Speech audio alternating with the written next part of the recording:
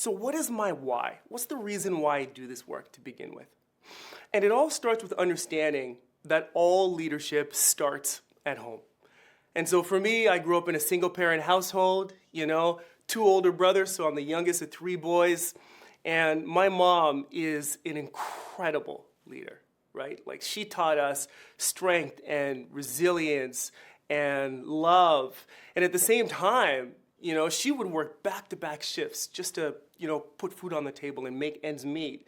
And while she was doing that, she was unsupported, right? Overworked, overburdened. And so my mom, like many of us, was, a burnt-out leader. And so for me, seeing that growing up, I wouldn't truly understand what that meant until a little bit later in my life. And it wasn't until age 17 when I was successfully promoted into a leadership role at a telecommunications company, and a large one at that.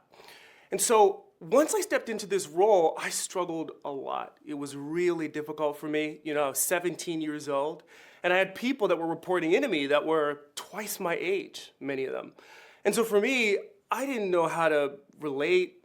I didn't know how to connect. I mean, these are people with mortgages and, families and all those kinds of things, right? I didn't know how to hold them accountable, how to have those tough conversations. And so in the beginning, I struggled a lot as a leader. I had a ton of insecurity. I had a ton of, imposter syndrome. Why am I here? Should I even be in this role? Why did they pick me? And that went on for a little while. It wasn't until I discovered emotional intelligence where I realized it wasn't about shying away from the emotions that I was feeling and that others were feeling. It was actually about leaning in. And the more that I leaned in is the more that I understood myself through self-awareness. I was able to recognize what some of those emotions were, and I was able to process some of those insecurities to get over the imposter syndrome. As I leaned into the emotions of others, then I started to feel more empathetic. I could understand their view and their perspective regardless of how different they were from me and how diverse their background was.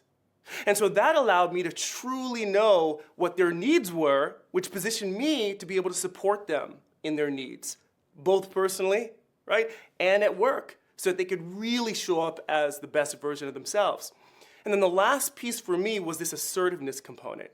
And really being able to use all of this emotional information, including my own, constructively to be able to have some of those hard conversations. And the moment that I started to lean in more and develop these skills more, that's when my leadership career exploded. Right? I'd gone on to stay at this organization for 10 years. I had multiple promotions. And then at the end of that stint, I was able to transform what I did into the business that I now have, which is all about supporting leaders in finding their own emotional power. And so I don't do this for the titles. I don't do this for the accolades. I do this because I know what it's like to be a burnt out and overwhelmed leader. I know what it's like to be in that role where you're questioning, why am I here? I know what it's like to be struggling with imposter syndrome. And when we tap into our emotional power, we prevent that from ever happening. And that is my mission and my goal with every single leader that I have the opportunity to work with.